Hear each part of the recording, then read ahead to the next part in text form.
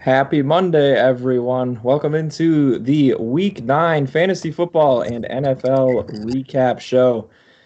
Happy to be here with you all tonight. I'm Henry John, and I'm joined by Tanner and Jake, as always, here for these Monday night shows. Boys, how we doing?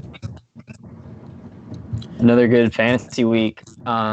This is my best fantasy year ever so far. I'm 7-2 in 4 leagues, and then 5-4 in my big money league. But the Cardinals lost this week. That was a rough one. I went back and I watched the highlights from that game, still trying to figure out how they lost it, and I'm still a little confused. But they've won against the Seahawks, so I guess you win some and you lose some. Yeah, that Cardinals loss was brutal on me. I needed the money line so badly. I had a 7-teamer that only didn't hit because of the Cardinals, and then I had a teaser that didn't hit because of the Cardinals. I think yesterday actually was my worst betting day of the NFL season, which sucks because I've just been rolling in NCAA 16-3 over the last 2 weeks, and NFL I pretty much gave a good portion of those units back. So. What can you do? And Tanner, I'm pretty sure you destroyed me in the Vampire League this week. So, yeah, having DK and AJ Brown, aka the nasty whiteouts, is pretty fun. Well, hey, we all win some, we lose some. We have good weeks, we have bad weeks, but either way, we can always kind of break it down and have a few takeaways and try and learn something from our shortcomings or our successes, one or the other. Tanner, I'm assuming that Dolphins Cardinals game might have been the one big thing that stood out to you from the weekend. That's kind of how I wanted to start the show. Just asking you guys like what really jumped out to you here from the Week 9 card. Just one thing that was the takeaway and that you saw that may impact fantasy or NFL. Could be either one here going forward. Yeah. Going off of that, I guess I'll just go off the Cardinals game. Then it's just Kyler Murray is a monster right now. Like they've really opened up the offense this year, and he's the only quarterback on the year to finish in the top 12 every week. And a lot of those finishes are way above the top 12. He was the QB1 this week. And just what he does with his legs to extend drives and that rushing baseline he gives you just has completely taken that next step forward that a lot of people hoped and predicted that he would. And he's just one of the few difference makers at the position in your lineup every single week. And then going off of the quarterback position in high scores, Josh Allen got back to form this week. So that was good to see. Yeah, sometimes fantasy football is just simple. You see him playing the Seahawks for giving up all this many yards, and you're like, Josh Allen should have a good week, and he came through and stepped up. So I thought that is pretty big, especially for the Bills, who are Super Bowl contenders.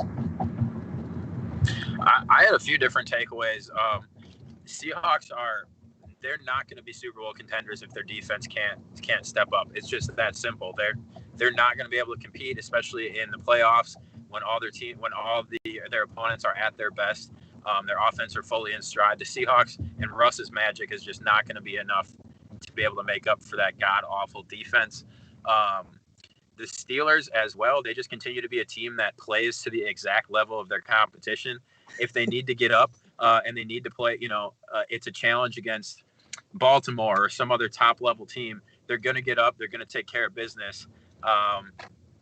And then they play a team like the Cowboys or any other mediocre team, and they suck. They're not. It's like, where's the team that I've seen the past bunch of weeks?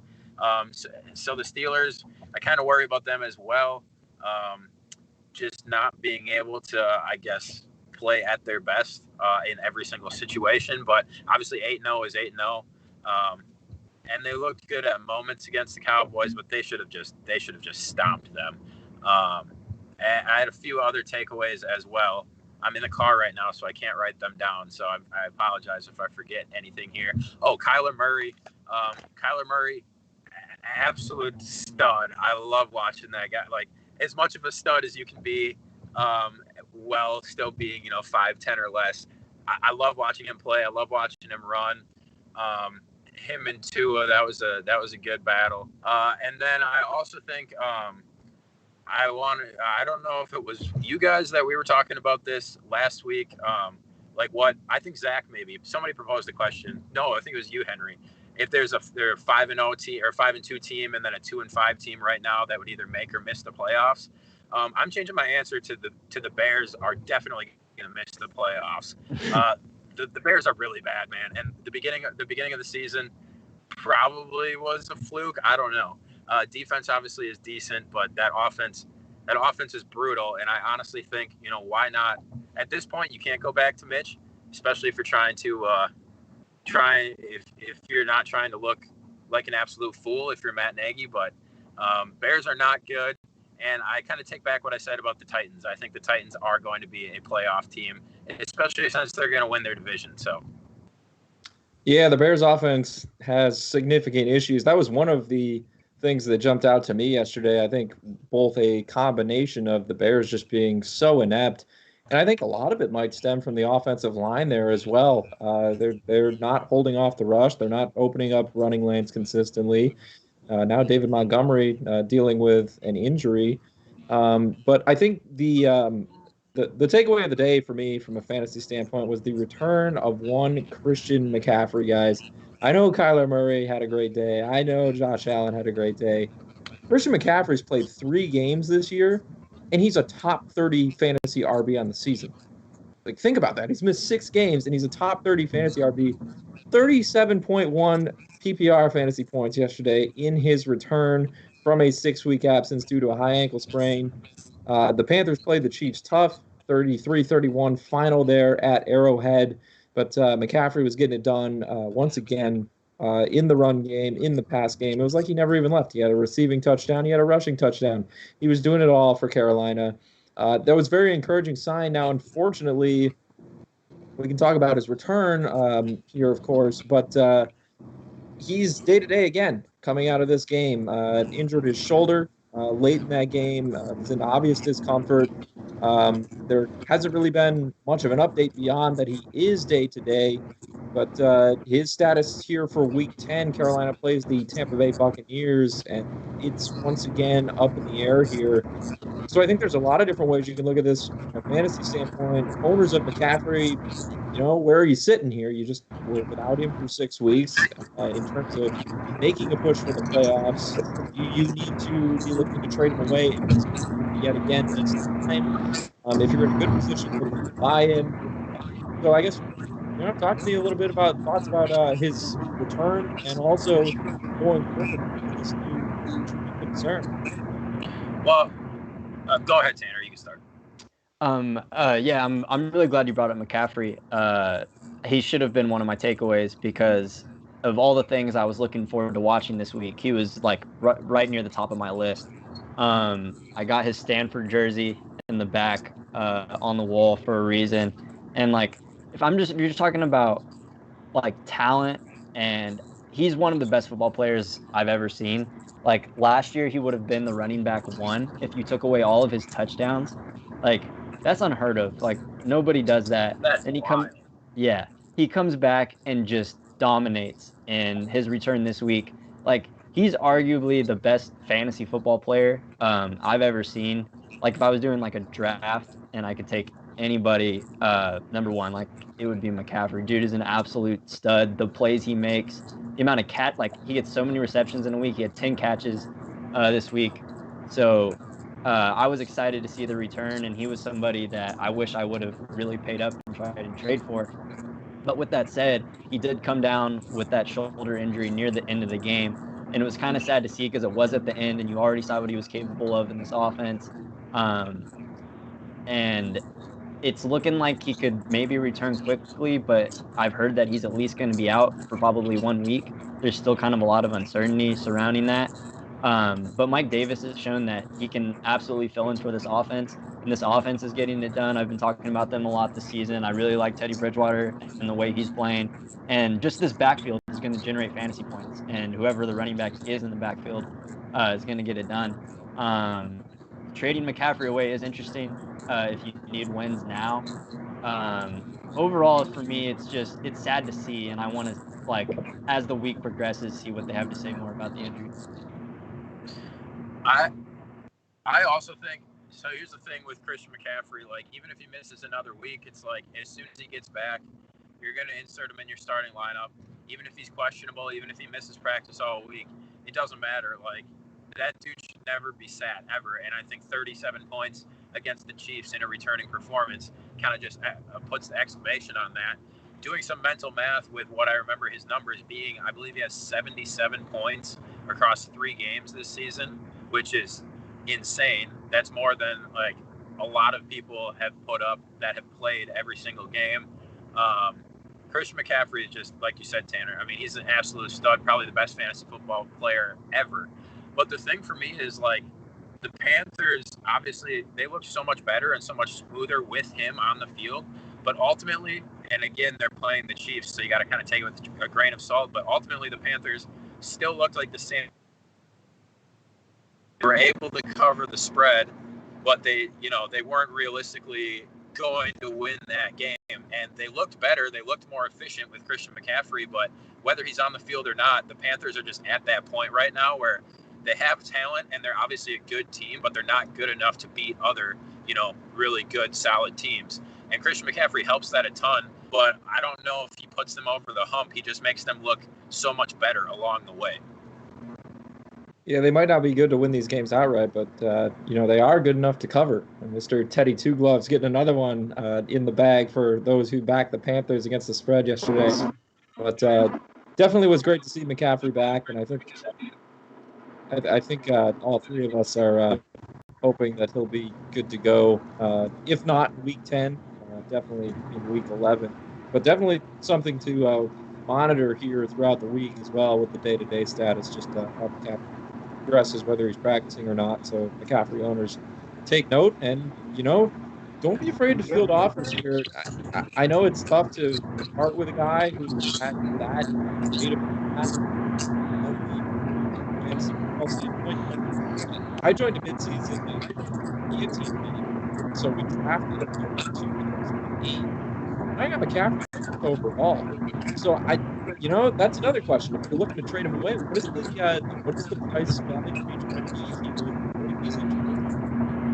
You can't trade him for something odd. I'll say that I'm not willing to do that. I would have, I guess, kind of go down with the ship if I was in that boat. But hopefully he'll be ready to go. Well, at this point too, like if you were seriously interested in trading him, obviously his value goes up a little bit with the performance that he just went out there and had. But like if you've been sitting on him all this time and your record has probably been severely hurt by not having him around, like why would you trade him now instead of roll the dice and just keep things going and use his production over the next coming weeks? Like I just don't know who you're going to get in return that's going to solidify your team right now. Especially, I mean, I doubt there's many McCaffrey owning teams that are leading their league right now. Like it was probably a big time hit. And even if you manage to stay afloat or you're like around 500 or something, yeah, he might miss next week, but then the 3 weeks following the home stretch to your fantasy playoffs, you're probably going to want McCaffrey on your bench or on your starting lineup. So. Yeah, absolutely. And I think the only running backs who would be comparable in a trade, just in terms of like anything close to the floor of McCaffrey, would be Dalvin Cook. Again, the RB leader this week in fantasy points, 39.2 in PPR scoring. And Alvin Kamara, who had a down week and still kind of backdoored his way into almost 16 fantasy points in PPR. So, those are about it. If McCaffrey is out, who you could make a move for and still, I think, feel comfortable with the floor that you're getting back. Kamara was the RB5 on the week. Cook and McCaffrey were RBs 1 and 2. But how about RBs 3 and 4, guys? J.D. McKissic and Kalen Balaj. I mean, wouldn't expect those names to be up at the top, but there they are. McKissic, 17.2 fantasy points for the Washington football team. A narrow loss to the Giants. Of course, Kyle Allen went down with a pretty ugly injury in that one. I saw that one. Got a little bit nauseous myself, but Washington falling a little short, and then Balaj, this Chargers backfield, and I don't even know what to make of it. Justin Jackson, Kelly there, Sauce Eckler being IR. Lodge comes in and 69 yards rushing, touchdown, and a couple catches to boot. I'll let, I guess, Tanner, I'll let you pick one of them to talk about in terms of what are we doing here with this performance and looking at these two guys. And then Jake, you're pretty lucky for the other one. So whatever road Tanner takes, be ready to go the other direction. Yeah, I guess I'll take the guy that has kind of been on fantasy radars more this year, and that's McKissick. And like ultimately, McKissick still had 3 carries in this game, and Gibson was it 5 or 6? 6. Gibson had 6 carries, and it's kind of similar to what we've been seeing from McKissick all season. Like Gibson gets more carries, but McKissick is kind of there, like maybe around the 4 or 5 range every week. But he's always coming down with those 6 receptions. And this week it was 9 catches. So in a PPR league, like if you're really struggling at an RB flex spot and you got to throw some guy in there, then McKissick is going to get you the receptions, at least from what he's shown so far. Like McKissick has been on my RB streamer article 1 or 2 weeks just because he's getting those catches. I'm not excited for him by any means. It's just this is what we've seen from him all year. He gets like maybe 10 touches a week, and this week he did something with those. Well, I don't have Gibson's. I don't have their upcoming games in front of me, but I mean, he's been doing it at a semi-consistent basis, at least up until this week. I don't know. He's been a tough guy to judge. He's been up and down. I have had him in my lineup for a majority of the past probably 5 weeks now.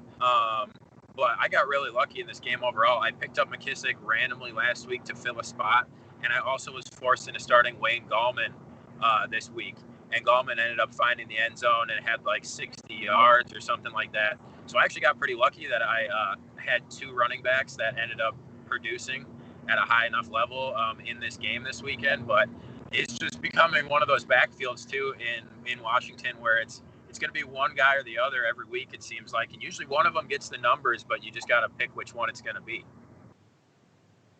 Yeah, 100%. Do either of you guys have a strong lean, I guess, on what's going on in this Chargers backfield? Now, of course, Los Angeles keeps losing these games, but it's a total crapshoot to try and figure out. One week it looks like Justin Jackson's the lead guy, then Kelly kind of creeps back up on touches, and then Balaj, who just gets promoted here, is the RB4 on the week. Kelly, double-digit fantasy points here as well. He was down at the RB23. But what do you make of this? Is this the design on camera? Sorry, Henry. I might have missed something you said at the end there, but the way I see this backfield is that it's Justin Jackson. He got hurt on that. It was like the first drive of the game. So if you're playing Justin Jackson in fantasy, like against him, then that's the perfect scenario for you. Is first play the guy you're going against gets hurt. If he had stayed healthy in this game, based on what we've seen and how the volume he's been getting through the previous few weeks, they've kind of been transitioning away from Kelly and giving more work to Justin Jackson. I think it would have been Justin Jackson with a good week and not Balaj. So I think this was just a case of injury. I'm not sure how serious the Justin Jackson injury is right now. I haven't seen anything regarding that, but Balaj did look pretty decent in this game, and I think he impressed the coaches enough as the game went on to keep giving him more carries. And here we have another instance of somebody getting away from Adam Gase and looking good when he's on the field. But yeah, I'm not changing my opinion a lot. For me, it's still Justin Jackson. I think I would tend to agree with you. I did watch a bunch of that game this past weekend, and Kelly was all over the field. Seemed like he played a big part in that game, but then he just disappears, and he's done that throughout the season. A big day, and then he's like 3 weeks and nothing, and then he shows back up again. I think Kelly is a guy that has a bright future. I've been on him since week, and I talked about him when we were talking about putting together DFS lineups going into week 1. But I think maybe you would consider him in a dynasty.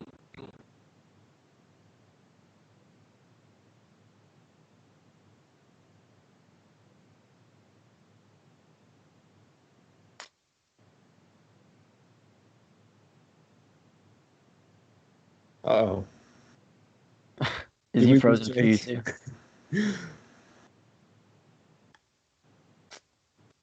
I think we might have lost it. What was that? Were you guys able to hear me at all there? I think we lost you for a second. Basically, I was just saying a bunch of mumbo jumbo about how you should have Kelly on your radar in fantasy leagues in future drafts, but I don't know how many more RB1 or 2 type numbers he's going to offer you this season. He had a big week, but then he kind of disappears for the next coming weeks. We've seen that already. But then I was saying every single week the Chargers seem like they want to put the ball in Herbert's hands more and more. They want to pass the ball more and more. So, with a guy like Jackson in front of him and the fact that Herbert's getting more and more opportunities, it just really isn't a recipe for high levels of success for Kelly right now. But I do like him in future years. Definitely is a guy to have on your radar. Yeah, that's a good way of. Go ahead, Henry. I was just going to say that's a good way of putting it and move on. Tanner, what else you got? Yeah, no, I think that's smart. In my Dynasty League this week, somebody actually just traded Ryan Tannehill for Joshua Kelly in a second-round pick.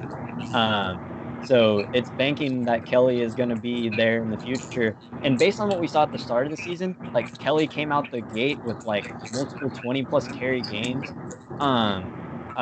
So it seemed like they really wanted to lean on him at the start of the season. And I don't know, maybe he's missing like pass protection like jobs that he's supposed to be doing, and they've just been working him out. But the fact that he was really involved and on the field this week, like he's a guy that maybe they're not happy with him right now, but that could change and he can play his way in. Well, he kind of started off like Zach Moss, and they were making plays at the beginning of the season, and then they kind of just faded away a little bit, kind of fell off, and now they're making a little bit of a resurgence. I don't know if you guys heard me the first time or not, but I said I was big on Kelly coming into the season when Zach and I were talking about Week 1 DFS lineups all the way back. I have made a reference to Kelly, and I think he's going to be good, but he's still a young player, and he's got a lot of other talent around him too. So definitely a guy who you're probably going to be able to bank on in the future, but I don't know how important he is throughout the remainder of this season to your fantasy lineup. I think that's a good way of putting it. And Eckler's injury has turned out to be more serious than I think the Chargers originally thought, but he will be coming back here eventually as well. So we got to keep that in mind. I'm not rushing to say I just yesterday. There's a big RB4 in weeks going forward. Okay, you never know. It is Guys, a couple of interesting receivers near the top of fantasy performance here for week 9 as well. DJ Chark, there was no guard pitching, but Chark is the wide receiver 4 on the week. 27.6 PPR points, over 140 yards receiving and a score. Is Chark finally back here? Where he come down? I know there were a lot of owners. I got from Chark, especially without Garbichu, and Jake not terrible yesterday. So Houston Texans defense, I guess. So where are we coming down on DJ Chark and what he's been a disappointing year otherwise? But yesterday, stepping up and having 9 points.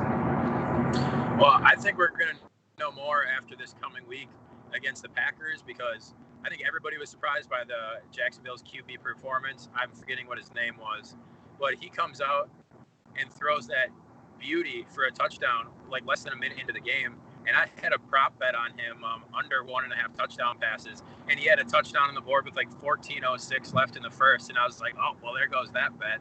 But luckily he didn't have another one all game. I think we're going to need a little bit more of a sample size here if he's going to continue playing. It's pretty typical for a first-time starter or a rookie. If they come out and just light it up in their first game when nobody was expecting them to, they usually come back down to earth. During their second game, they usually struggle a bit more. So I'm going to have to see what he offers against the Packers this week before I really give you a solid ruling on what you can expect out of Chark. Unless Minshew is Minshew slated to come back, or is he just going to be benched the rest of the season? Do you guys know? Well, he's got broken bones in his thumb. He had to have surgery. So as far as I know, he's going to miss last I heard it was like 2 to 3 weeks at a minimum. So all right. Well, then yeah, for sure. I mean, if you're playing with a questionable rookie quarterback, and then your regular quarterback comes back with a freshly healed broken hand, I don't know. I'm not super high on a guy like that, but I guess I'll know more after he plays against the Packers. He'll probably be covered by Jari all game, I would assume. So if he can come up with numbers, I guess you'll have to take him serious. Yeah, Chark is a guy I would probably be looking to sell high right now, just because we haven't seen it from Ludden yet, and I thought he looked good in the game against the Texans, but like Jake said, it's a pretty small sample size, and it ultimately comes down to what are you willing to put your money on? And I think it's going to be rough for Ludden next week in Lambeau, and then I'm gonna go ahead and look this up really quick, but I'm pretty sure they get the Steelers the game after. So exactly. So yeah, they're not gonna play the Texans every week, and he got lucky playing the Texans his first week, and now you got two much better defensive matchups in a row. Obviously, Green Bay's defense isn't great, but their corners are better than the corners that the Texans have. So. Yeah, absolutely, and yeah, it is for sure the Steelers. So it's a situation where I would be trying to get out of and capitalize on the big game if I could.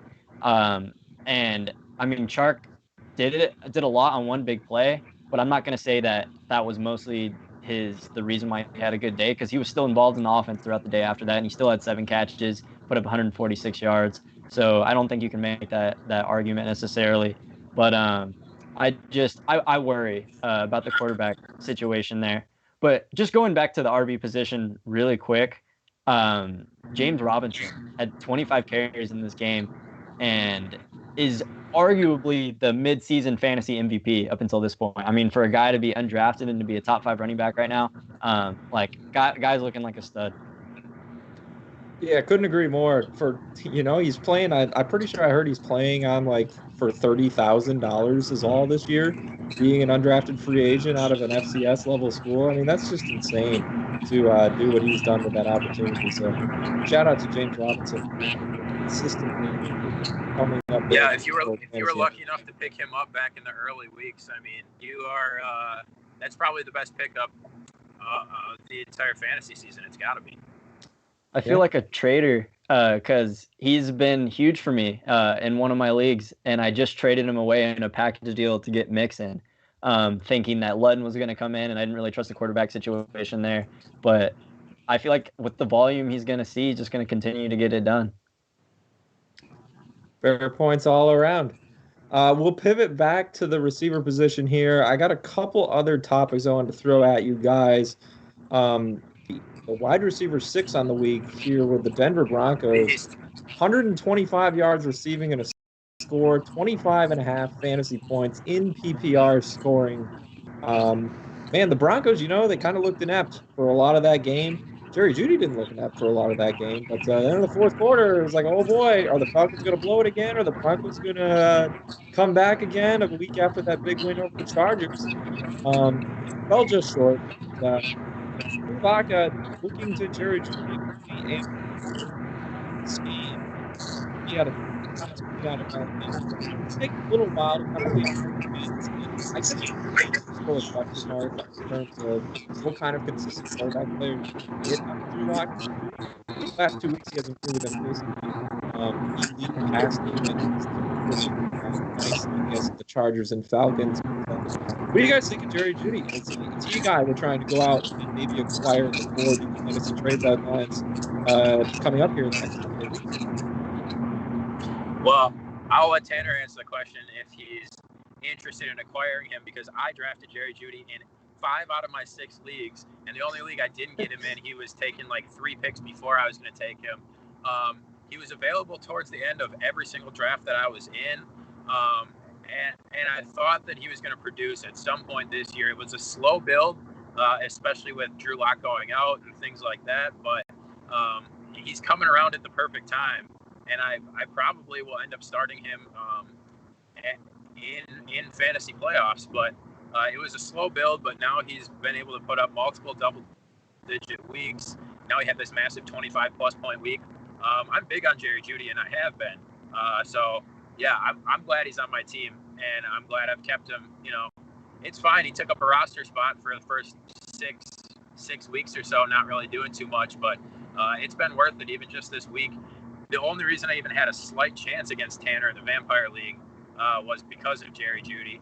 I had to start Chris Carson, who obviously didn't play, so I was doomed this week from the start. But Jeudy helped me in a lot of lineups this week. Yeah, I've been excited. I didn't draft Jeudy anywhere this year. I guess I just didn't want to draft him where he was going because I was a little scared of the Broncos, but he was a guy I wanted to own, and I just didn't end up with him anywhere. Like Alabama, obviously, and just so I got to watch him a lot, and he just was so impressive in college, and I was so excited to see him in the pros. And a lot of people this week were calling for the breakout, and it came true. So that was nice to see when people are on a guy and he delivers for you. And Drew Lock is finally back and has looked at least pretty serviceable to good for a few weeks now. And Jeudy is just getting open on it feels like almost all the time. Like he's such a good route runner, and people have such a hard time guarding him. So if Drew Lock can just get him the ball, like he's gonna make big plays. So yeah, Jeudy I think is definitely a guy that you can trust going forward.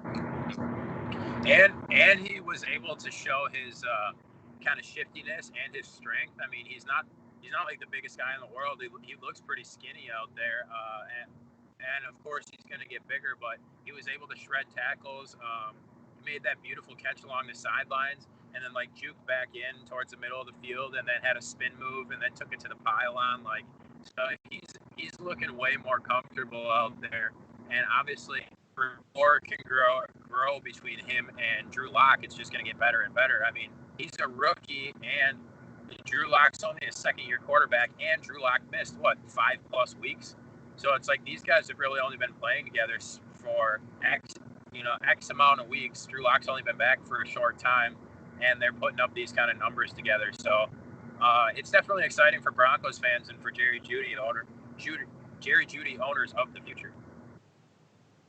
Yeah, I couldn't agree more. He's only going to get better and better here in the coming years too. So, dynasty owners, that was a clutch draft pick, and I think we just got a glimpse of the Jerry Jeudy future here in this game on Sunday. One other question I had for you guys here at the wide receiver position. Some kind of parity this week. I don't really have really stand out as a couple of receivers who had big games this week and who have kind of getting done over there throughout the season as well, who might be potential pickup options for fantasy owners out there. One is Seahawks. DK Metcalf did his thing. David Moore was the next receiver in line against the Eagles. Catches 71 yards and a score. And then the other is slot Danny Amendola, the Detroit Lions. Of course, Kenny Galladay is out here for the presumed future. We're not sure exactly back. But Amendola getting done here yesterday as well, and not bad overall. I think this game 7 catches for 77 yards yesterday. Love to see that this year. Of course, Amendola's not an explosive downfield receiver, but working in the slot there seems to be a good find for Matthew Stafford. By the way, suffered a concussion in yesterday's game late himself. I can take that up while you guys answer, but I guess who would you you have a bench spot to fill here this week. Maybe be the guy who you can throw into a flex as we finish up getting through the buys here in the next couple of weeks while pushing for the playoffs as well. Are we looking at David Moore or Danny Amendola? Sorry, quick question, Jake. When I mute, does it totally mute you from the call if I do that? I don't know. It just keeps popping up and saying Tanner muted my microphone. I'm like, yeah, okay, my bad. I don't even get how that happens. But yes, that's my fault. I just realized that I was totally muting you from everything. All good. But to get back to the question, I guess I would take David Moore. I mean, look, Tyler Lockett obviously is fantastic, but it seems like lately it's been either him or DK Metcalf, and the other one just doesn't really have too big of a game yet. Moore is able to fill in and get his. I don't know. I would have to look at who was the other receiver you put up against him. Sorry. Danny Amendola. Amendola, right? I like the offense overall in Seattle better. I like their ability to pass the ball better. I like the fact he plays with two other highly elite wide receivers. So I would probably pick Moore. But then just to throw this in as a bonus, you mentioned Kenny Golladay and the Lions. Christian McCaffrey and Michael Thomas owners have every right to gripe this year, but so do Kenny Golladay owners. I mean, he has not contributed like at all. And when he's been on the field, obviously he's been banged up, but when he's been on the field, the Lions just haven't been finding him. He just hasn't been producing. They haven't been using him, which is mind-blowing to me. I don't know how you don't just force-feed that guy the ball all the time. I mean, that's what they did with Calvin Johnson for such a long time. You would think that Matthew Stafford could just revert back to that and try and get Kenny Golladay some looks, but it just hasn't been there for him. So, I mean, that's another guy who, if you drafted him really high, you've been very disappointed this season. Yeah, I have Galladay in our Vampire League, and I went for the sort of the nasty, continuing on the nasty wideouts, having DK and AJ Brown. I feel like Galladay kind of adds to that group right there. But yeah, it's definitely been a rough season for him. He was somebody who I thought was a dark horse to finish as the wide receiver 1 this year. He has the talent to do it, like absolutely. And I feel like every time the ball goes to him, something big happens. But Jake, I agree with you. I would take David Moore over Amendola here. I've seen what Amendola is, and Kenny Galladay has been out before, and Amendola hasn't been done much. I definitely trust the Seahawks more, and I feel like I've seen David Moore make a lot of big plays. You definitely can't depend on it, but I like the way he looks on the field. Like every now and then he'll catch it, and I'll be like, "Wait, was that DK?" Because he's kind of big and really fast himself. And it just kind of surprises me whenever, like, when he got the ball in this last game, there were a few plays that kind of just jumped out to me. And playing with Russell Wilson, like, a big play is bound to happen. So I would feel more comfortable with David Moore. Yeah, he definitely has big play ability. And to Amendola, his whole career, he's just been more of like a gadget guy, get it done in a bunch of different ways. So in order to get the points and produce in the same way, he's got to do a lot of things, and he's got to do a lot of things successfully. Versus Moore might just end up with a touchdown or end up with one big play. Moore a little bit there, and Marvin Jones Jr., who is a guy that I rag on quite a bit and was down on. He's popped in certain situations. He had a pretty nice touchdown catch this last week. Has been able to produce a little bit in place of Kenny Golladay. So both Marvin Jones Jr. and Will Fuller are guys that I've pretty much talked down about all the time, and they both have been getting it done this year. So I guess good on them as well. But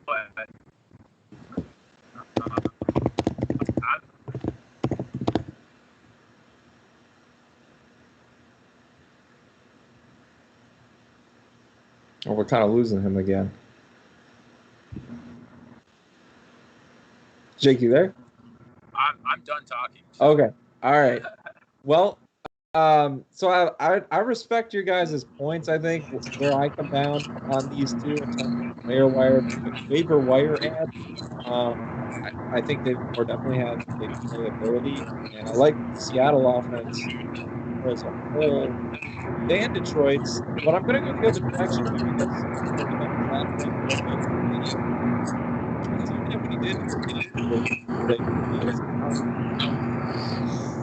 time. 7 targets each of the first 2 games. He's had a lot of games. He's had 4 good games as well.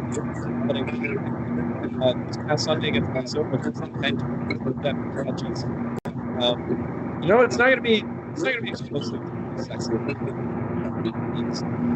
I think teams that are going to PPR, I would much rather pick him up and add him to the bench, or if I need to flex,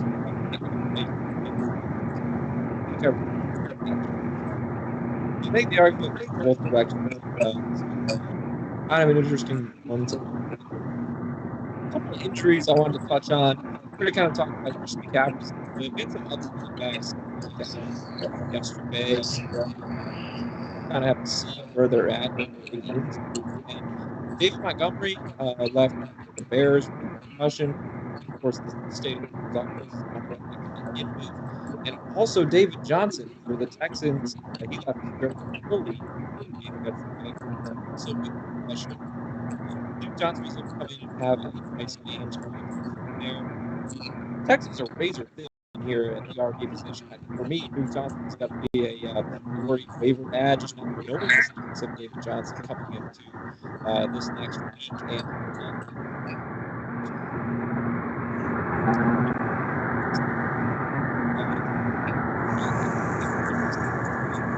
hard to gauge. And then David Montgomery, I mean, what are the Bears? Another team had nothing. Not a definite back position. And Detroit Cohen's already out of the year. This is show now. Connor Miller is on the practice field. He's got them playing. Guys, any reactions here, I guess, to the David Montgomery and David Johnson injuries going start to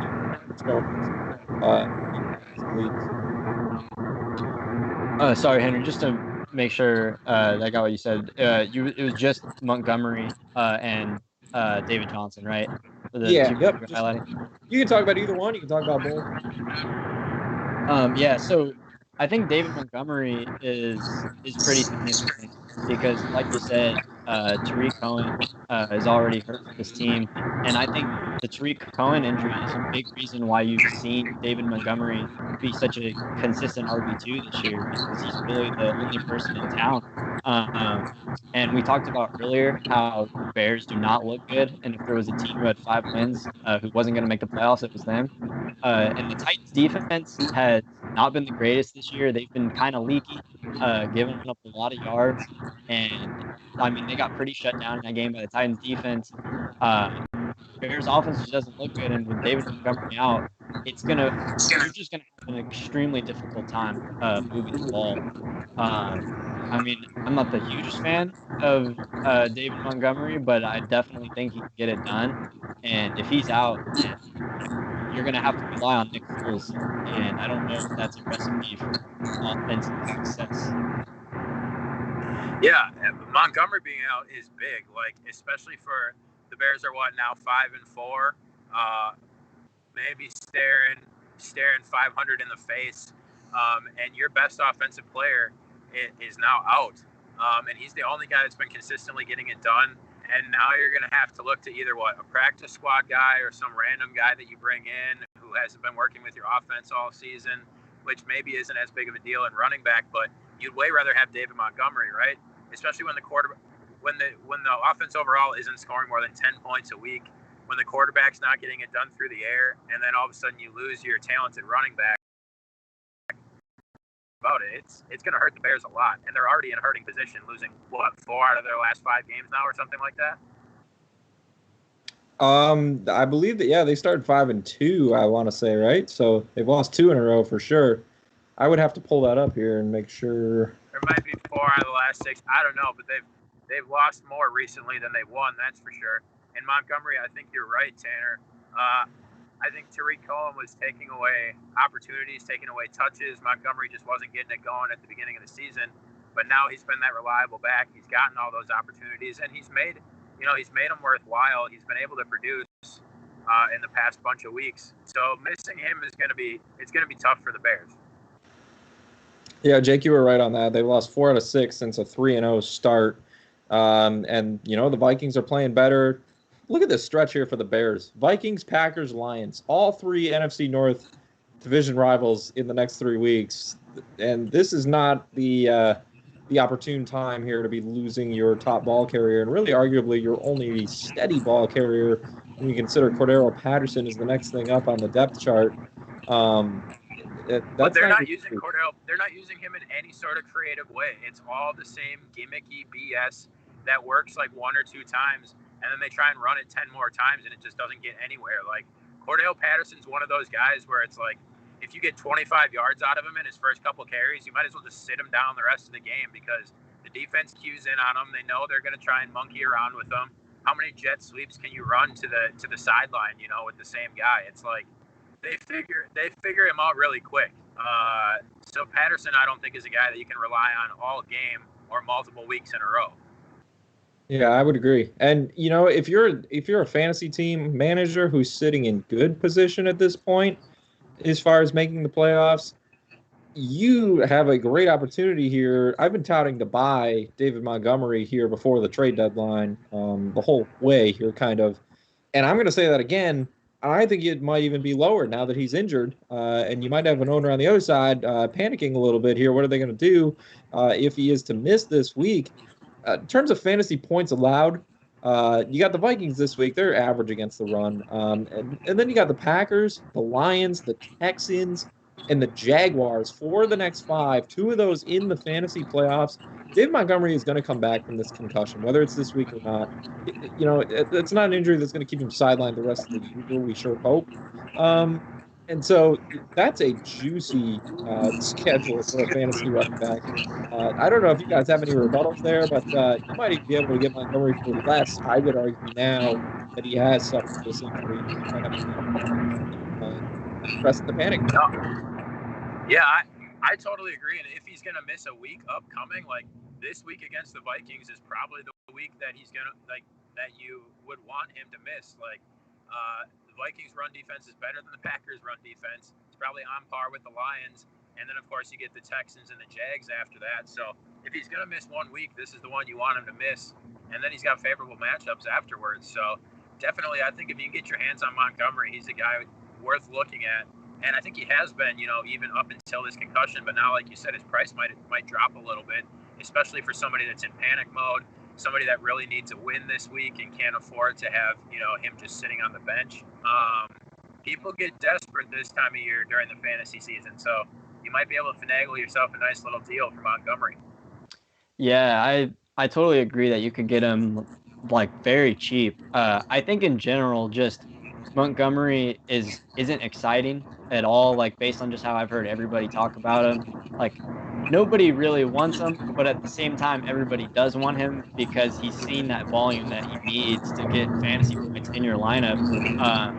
And yeah, if he's not playing this week, I feel like people would be willing to sell him pretty cheap. And then that schedule you said, Packers, Lions, Texans, that's pretty great.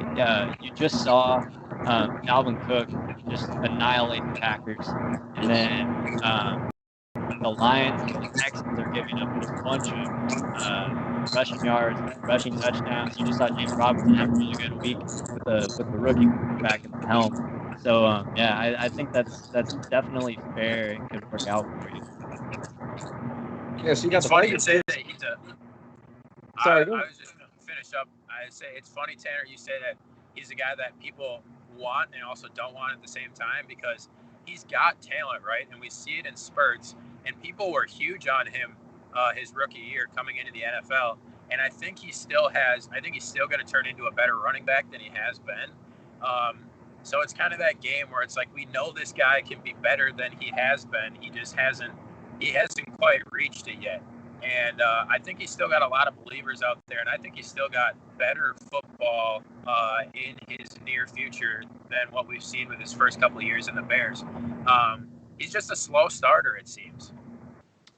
I would argue very much the same, and I would also make the point that I'm not sure you can totally blame some of Montgomery's poor performances on him as opposed to a poor offensive line in Chicago that kind of lacks some continuity as far as handling their blocking assignments up front. But just to follow up on that schedule, Lions are allowing most points in position, Packers the second most, Texans the third most, Jaguars are sixth, and then you got the Vikings in there twice, they're better, but they're only sitting at what 12% in terms of PPR points allowed to the running back.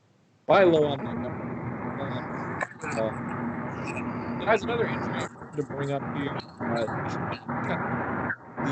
of a bit, and that is Titan Noah Fant. That's kind of a loss for a lot of people, given that the tight end position is so shallow in terms of depth in fantasy. Feels to me though, like this year you can kind of find a few stars. I think like last year it's the position Fant's been banged up here off and on throughout the year. Went against Atlanta. But I guess what would be the recommended placements for fan? Are we just kind of watching for weekly streaming options here at this point at the position? There's not really a great in-house replacement either with rookie backup there, Albert O, also. Of course, I don't know how much faith I'm bringing the Denver passing. So,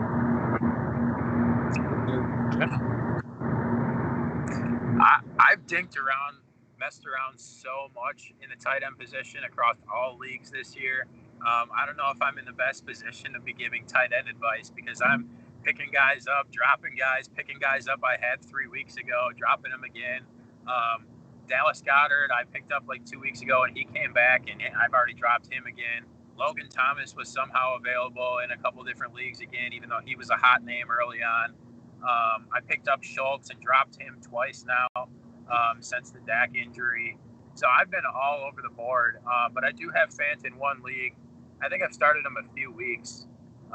He's another guy too that he has a bunch of talent, has a bunch of potential, but he's not put it together on a weekly basis.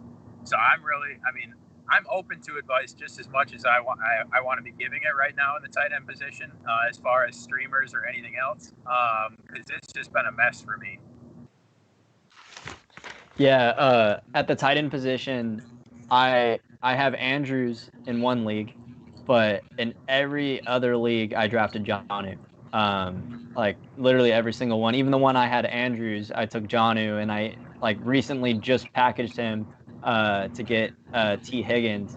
But it's just the tight end position is just if you don't have Travis Kelce, who is by far and away the best tight end right now. He has 168 fantasy points. And then Waller is all the way at second with 111. And I feel like if you don't have Kelce or Waller, Hawkinson has definitely been coming through. He's the tight end 3. And it's just, is your guy going to score a touchdown that week? Rounding out the top 7 is George Kittle, then Hayden Hurst, then Jimmy Graham, and then Jonnu. So it's a sad state of affairs for the position overall. And as far as Fant goes, he's somebody where I love the talent, and he came out and was hot to start the season. But I think that's just a situation where he just can't seem to get healthy right now. Like he had the ankle injury this week, and he's just having trouble staying on the field on a consistent basis right now. But if you're looking at a dynasty format, I think Noah Fant, if you can maybe get him on the cheap somehow, he's somebody that I would love to try and do that. Like Drew Lock, he's gonna progress and get better, and Noah Fant is just from what I've seen from him is super talented, and I think the Broncos want him to be that dude for them. But as far as for redraft purposes this year, just with the injuries and him being so on and off, and with all of the weapons that are getting involved in the Broncos offense, I think it's going to be hard to depend on him going forward. Well, and I think the future's bright for Fant too, because it's just too early to not have the faith that he's going to get better. I mean, look at Hawkinson. He was taken so high in the draft, and people expected big things out of him right away, and he pretty much had a really lackluster rookie year. But now this year he's out there. He looks a lot better. He's obviously grown within the game. He's getting it done, and he's a top tight end or towards a top tight end in the league. So I think you're going to need to give fans a little bit more time before we actually, judge him too harshly.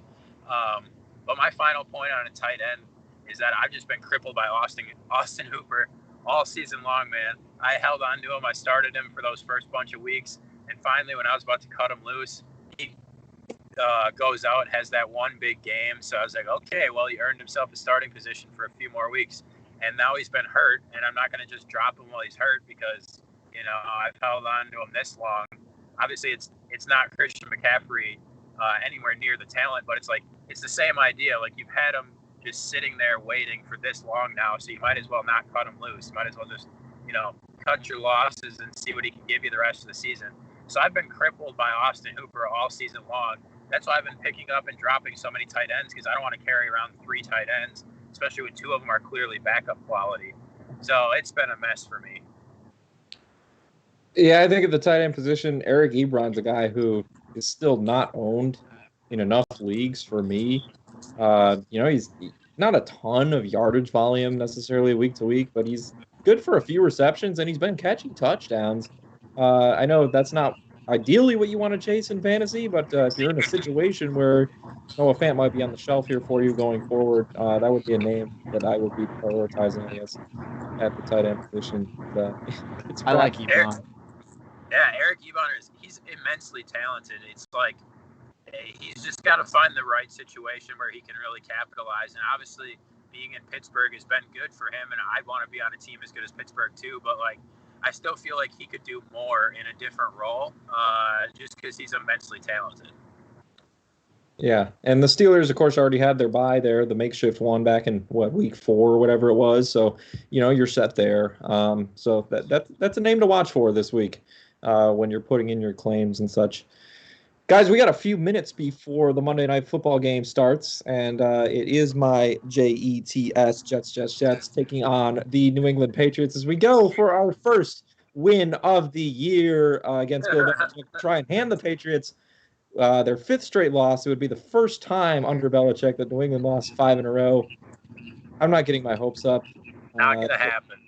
Joe Flacco starting at quarterback tonight for the Jets as Sam Darnold is going to miss the game. Patriots have had all kinds of actives, inactives, questionables going on their side of the ball. I've basically just kind of taken the approach that I'm going to wait for kickoff and see who's out there for New England. It'll be like, okay, you suited up. But want to get your guys' thoughts on the game as we always kind of wrap up here with a little Monday Night Football preview. The Patriots, the lines are moving. We've got some 9s. We've got some 9.5s out at the Vegas markets. I was kind of hoping this game would sneak up to 10. I might back the home dog at that number, especially considering the low total, which has fallen a bit further here today, down to 42 at most shops. A couple lingering 42.5s out there, it looks like. But always tough to cover a large spread when you're also projecting a low total. And as bad as the Jets are, this is Monday Night Football. Do they really want to get embarrassed that badly on their home field on Monday night in front of a national viewing audience? I don't know. So what are we looking for here in tonight's game? Fantasy standpoint, betting standpoint, just a name to watch, anything. The floor is yours. Well, I want to make sure I got a question for you before we totally wrap up the stream. So I want to make sure we get back to that. All right. But from a fantasy standpoint, I've got nothing going. I don't have anybody from either of these teams on any of my rosters. So not really too much at stake for me there. I do have some action on this game and one of my against the spread pools where you can lock in picks at any point throughout the week. I actually took the Patriots -7 at even money. I thought the line was going to go up from there, and I thought the payout was going to be worse. So I thought -7 even money, that's worth it. I don't like 9.5. I certainly don't like 10. But I threw a little money at 7. The way I'm playing this tonight, though, is a 6 or 6.5 point teaser, whatever makes you feel more comfortable. I teased the Patriots down to 3, and I believe the total up to 48.5 or 49. I forget what I had here, but I'm taking the under and the Pats -3. That's really was my only play of the night that I actually really believe in. So that's what I'll be cheering for, and I'll be cheering for a decent football game. I'm just hoping it's not trash on both sides. But I mean, hey, Bill Belichick has never lost 5 in a row as the Patriots head coach. He gets to play the Jets, who I think he's only lost to, 2 or 3 times over the course of 20 years. Like, they're backed into a corner. The Jets have Flacco. I just don't see how they come out of this game with a win. And at this point, why do you want to win anyways? I mean, maybe it's a pride thing. If you're going to only win one game all season, you probably want to do it against the Patriots if you're New York, right? But I just don't see it happening. I think Cam finds a way to look pretty good tonight. And I'm sure Belichick just spent hours and hours coming up with these elaborate schemes because he just absolutely, he's like, I can lose 4 in a row, but there's no way in hell I'm losing my 5th to the Jets. There's just no way. Yeah, I kind of like how you teased it up to 48 and then took the under there, because I feel like you could see in this game where it's like 13-3 at the end of it. Like, I think that's well within the realm of possibility. So the fact that this could very well happen in this game, and then you tease it up to 48. I like what you did with that. Yeah. From a fantasy football perspective, I think there's barely anything going on in this game because nobody's playing any Jets. Maybe you have some Cam Newton plays, and maybe you have a Damian Harris play who has looked good for a few weeks in a row now. I know we were talking about Damian Harris heading into this week. I know Zach really liked him. He was one of my RB streamers. He was questionable all week, and there was talks of activating Sony Michel before the show. We were talking about Sony potentially playing. I don't know if you've seen any updates regarding that, but this is looking like out. Michelle is out, so okay. I mean, the Jets last week, they were able to hold the KC run game down, and it was pretty much Mahomes passing all game is what did it for him. I want to ask you guys a question. In one of my leagues, my friend is up 5.7 points, and the other guy has Damian Harris. So what are the chances that Damian Harris does not get that 5.7? I'm going 1 out of 10. I like Damian Harris a lot tonight. I mean, especially when I think about it, like 5.6 points, all you need is 2 catches for a total of 20-something yards or 3 catches for 20 yards. Like, it's not hard, especially in a PPR league, even if you don't rack up a ton of yards. All you got to do is have a few balls thrown your way, and you'll probably stumble into 5.5 points. Yeah, for sure. This one's half point, so he's got that going in his favor a little bit. But yeah, I feel like it would take a miracle. ESPN is projecting his win percentage. Not the guy who's going against Damian Harris. His win percentage is the guy that has Damian Harris. His win percentage is 76%. And I would put it higher. I would say his win percentage should be like 95%. Yeah. But we'll see. It should be a Falcons with the lead type of percentage where it's super high, but there's still a chance they might not win. I agree wholeheartedly. Somehow I'm leading in a league going into tonight. The other guy is done. I'm up 3 points. I still have Jamison Crowder, who is officially active. So if you were holding out hope that Crowder would be in tonight's game, he is in. Don't know how high the floor is with Flacco at quarterback, but Crowder will be back in action and out there for the Jets. And a target machine when he is healthy this season. And that includes a game with Flacco under center. So I have Crowder and I have Jacoby Myers. I'm up 3 points. He has no one, and my win percentage is not 100%. I don't understand it. But that's Yahoo projections for you. I like Jacoby Myers tonight. I thought he did well against the Bills last week. Clearly a rapport there with Cam Newton. I have some Damian Harris. I have some Cam Newton tonight. Going to need big showings out of both of them. So I guess I got a little more riding on this game than you guys in terms of fantasy. I like the teaser call that Jake had, teasing it up to 48 especially, and taking the under there. And now with the line falling here to 9 as we approach kickoff at most shops, I would definitely tease it down as well. You're getting even 3. I think the Patriots should be able to handle that, even though I didn't say that because I'm a Jets fan, and we never lose hope. We're going to get 1 win. We got to, right? But hopefully it's a barn burner of a game. That's all I can say. We need a good Monday Night Football game. A lot going on in the world right now, and I think we could all enjoy 2 not very good teams playing a above average game. Could be a ref fest as well with Alex Kemp's crew on the call. But that's about it. I think we went over a lot of big names here in terms of fantasy performers. Little Monday Night Football preview here to wrap things up. Jake, you said you had a question for me.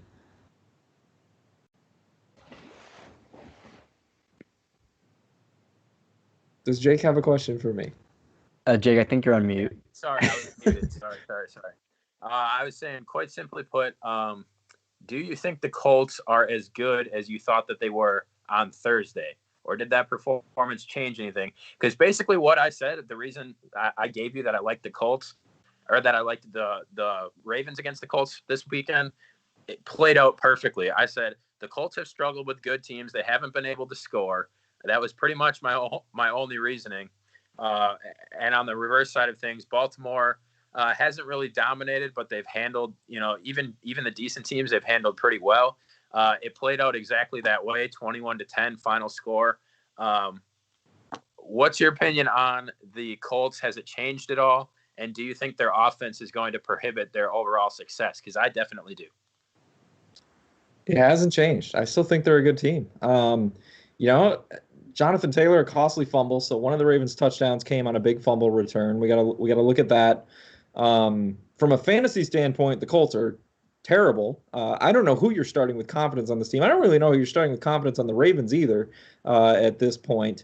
But the Colts defense is as good as the Ravens, and I fully believe that. And I think yesterday the game kind of got away from them down the stretch. But what I saw in the first half, Indianapolis was the team who was moving the ball more effectively than Baltimore, with that early score coming on the fumble return. So the Colts had a touchdown drive, and then they fumbled away when they were moving again. It settled for a field goal on what was a promising drive, and they, it stalled and they had to kick three. So that I really don't think the gap is as big as you were saying. I think I was encouraged going into the game by the line movement crossing over the key number of 0, and the Colts actually closed a 1-point favorite. So I felt strongly that I was on the right side, and it came back to bite me yesterday. You got me there, but I don't think Indianapolis is going away. I'm very excited for Thursday night against Tennessee this week. I'll say that. Yeah, I'll definitely have an even stronger opinion one way or the other, depending on how they perform against Tennessee. But to me, they're just such a prove it team. I have to their record is good. They are competitive, but they have to show me that they are actually that they're actually a good team. Especially a very good team, like a lot of people believe that they are. They've just struggled to score points overall is their theme. And then when they are scoring points, they're also letting the other team in the game. They barely beat the Bengals. They barely beat these other bad teams. They struggled to score points against Chicago. They struggled to score points against Baltimore. So I think that's ultimately going to be their Achilles heel. Your defense can be as good as you want it to be. It can be a top defense in the league, but if you're not going to be able to score points, and I obviously know Jonathan Taylor, costly turnover, all that, but I mean, you're only scoring 10 points against the Ravens, who themselves have had offensive struggles, and they still doubled you up and then some. Colts just got to prove it to me. Well, I think my only counter argument would be the Ravens and the Bears both are really good defenses that they struggle to score points against. So I feel like the Colts are almost, in a way, a mini version of the Bears. Their offense isn't as bad as the Bears. At least I don't think so. But they're letting bad teams be competitive with them, though, is the other thing. They're not just clearly taking care of business against the subpar teams. Yeah, that's true. The Steelers kind of doing the same thing, though. We kind of brought that up for the show. But Tanner, do you want to chime in with anything on the Colts Thursday's AFC South look ahead a little bit before we hop off here? Yeah, I'm happy to chime in here. So last week we were talking about which team was going to drop off, and I brought up the Colts as my pick, but the reason for that is entirely because what Jake said. It's the way the offense limits them. I think they're Henry. I agree with you. I think the way their defense is playing right now, they're great. Their defense is super solid. They're better than I expected to be this season. And I think they're super well coached. Frank Reich's one of my favorite coaches in the NFL. So if you have one of the best defenses in the league that's super well coached, then I feel like you can compete against good teams and have a good record as they do. But their offense is just, I just don't trust Rivers to get a lot going there. He throws so many bad interceptions and just isn't a big threat to do much. And this team is, from a fantasy football standpoint, I feel like they're the most anti-fantasy team that you can have because their passing game isn't doing much. They're running 3 running backs out there and they're throwing a lot to several tight ends. So it's like you can hardly trust any fantasy options for this team. But just the offense in general, I feel like when you have a game like this with the Ravens when it's tight and you have to rely on that offense to score points right now, I don't think that they can do it. So I think you could definitely see them in the playoffs because they're so well coached and they have such a good defense, and their offense can kind of move the ball and get it done. But ultimately, I just think the offense isn't good enough to be one of the better teams. And I would see them lose, like making it to the playoffs and losing in an exact same game that they just played against the Colts. You know, the offense just can't get it going. There's a costly turnover that ultimately probably costs them the game. They lose in some 21-10, 21-13 type fashion. Like that is the exact game that I see them getting bounced from the playoffs in. And they just haven't shown me anything to make me think otherwise. And I'm going to start the Jameis to Indianapolis talk here. I think, why not? Why not? You got everything else going for you. You got young upcoming talent. If you can draft well, bring in Jameis. The opposite of he's quite the opposite of Phillip Rivers, I would say. So why not? I am all here for Jameis to Indianapolis. I'm all here for Jameis to just get a starting job. The man is eating W's. Get it done. Colts. If it's not the Colts, somebody please get it done. That's going to do it for us. We got to hop off. We got to watch some of this Monday night game. Good analysis and discussions all around. Thank you both, Tanner and Jake, for joining us. Follow our Twitter handles down below. You can see them all below our lovely little faces here on the screen. And of course, check out Monkey Knife Fight. Tonight. Yes, shout out to Zach as well for producing. You can follow him on Twitter at Fantasy Flurry. Follow Flurry Sports. Check out flurrysports.org. Check out Monkey Knife Fight. That promo code over there, that gets you a free $50 if you want to put $50 in for yourself. And they got good contests going on every week of the NFL season. Jake, Tanner, thank you guys for joining me. And until next time, have a great night. Thanks, guys. Later.